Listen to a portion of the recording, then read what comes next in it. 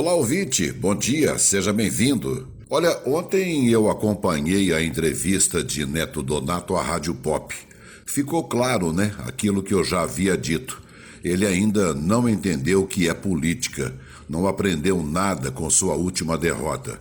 Vamos começar pelo conceito que ele tem do prefeito Ayrton, né, que acabou de se reeleger prefeito. Agora, em 2020, tendo a oportunidade de ser reeleito. Então nós podemos não concordar com isso. Eu não concordo.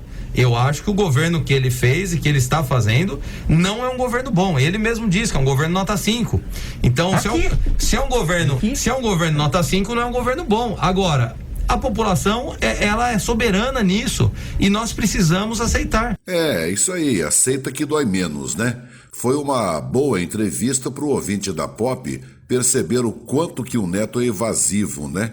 Eu disse aqui na semana passada que faltou feijão na campanha dele. O feijão que eu me refiro é a falta de preparo para entrar numa batalha dessas, né? Ele comentou a troca do seu marqueteiro ainda no início da campanha. Diz que isso teve pouca influência. Olha, um dia eu quero fazer um podcast aqui só sobre as derrotas, né?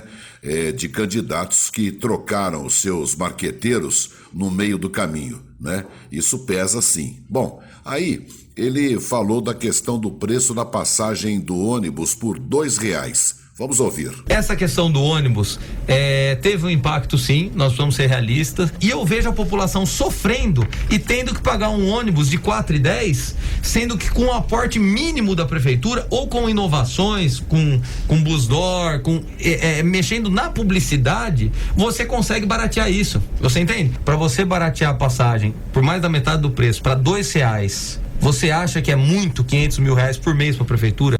Certamente ele não sabe que a publicidade em ônibus, o chamado Busdor, representa em torno de 1,5% do retorno ao investidor, né?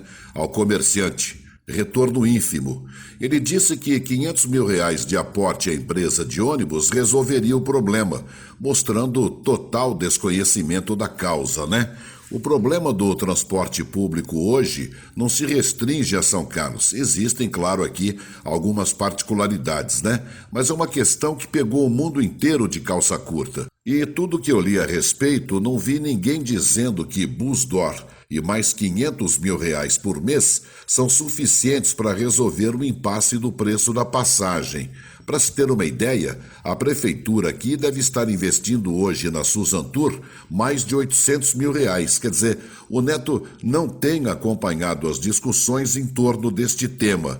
Não deve saber que a questão do transporte público vai passar por profundas mudanças no pós-pandemia, porque do jeito que está, ninguém aguenta mais, né? É caro para o usuário, é pesadíssimo para as prefeituras e prejuízo para as empresas. Quer dizer, vai ter que ser revisto. E tem muita gente aí pelo Brasil estudando esse assunto, viu? Mas vamos lá.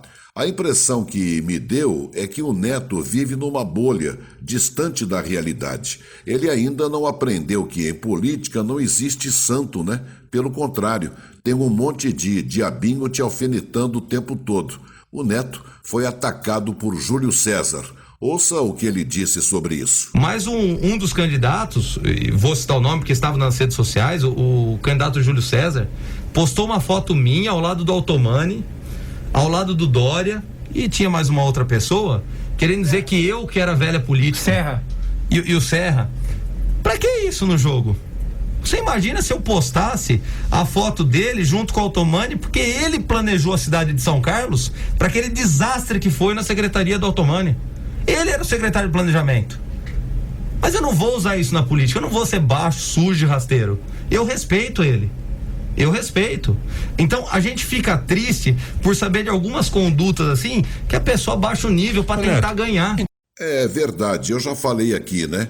Em política vale tudo, só não vale perder. Ora, o Neto, como sabedor da passagem do Júlio César no governo do Altomani, que segundo ele foi um desastre, por que então não deu essa resposta na hora certa? Faltou preparo, orientação. Ninguém pode entrar numa campanha política sem ter em mãos o rabo sujo dos adversários. E mais, se o cara não tem rabo, você põe. Ah, mas Jairo, isso não é certo. Claro que não é certo. Mas em política, você não ataca até ser atacado. A partir daí é inferno, né? Essa é a regra. Bom, reza a lenda que no passado recente aí tinha até um acordo de cavaleiros entre o Neto e o Júlio para que ele não saísse candidato a deputado para não prejudicar o Júlio César. E que nas eleições agora o Júlio o apoiaria ou até sairiam juntos. Mas, segundo a lenda, o Júlio é muito ruim de trato. E quanto ao seu futuro político, Neto Donato disse que continuará no PSDB. Não sabe ainda se será candidato a deputado. Olha, quem tem pretensões tem que fazer política o tempo todo, participando da vida em sociedade, abraçando causas e manifestando posições próprias, né? Porque ficar encolhido contando com o voto na caçapa, como ele fez na última campanha, dessa forma ele não vai subir a rampa da Assembleia, não vai sair do lugar, vai patinar de novo, né? E ainda corre o risco de baixar ainda mais sua votação. Gente, é o seguinte, quem ganha leva o troféu e vai pra galera, e quem perde passa o tempo se explicando. Quero deixar aqui um forte abraço pro Regis, pro Fabinho Taconelli, Ney Santos, o Cebola e toda a equipe da Rádio Pop, por estar nos proporcionando aí este importante rádio jornalismo todas as manhãs. Bom dia, ouvinte, bom fim de semana.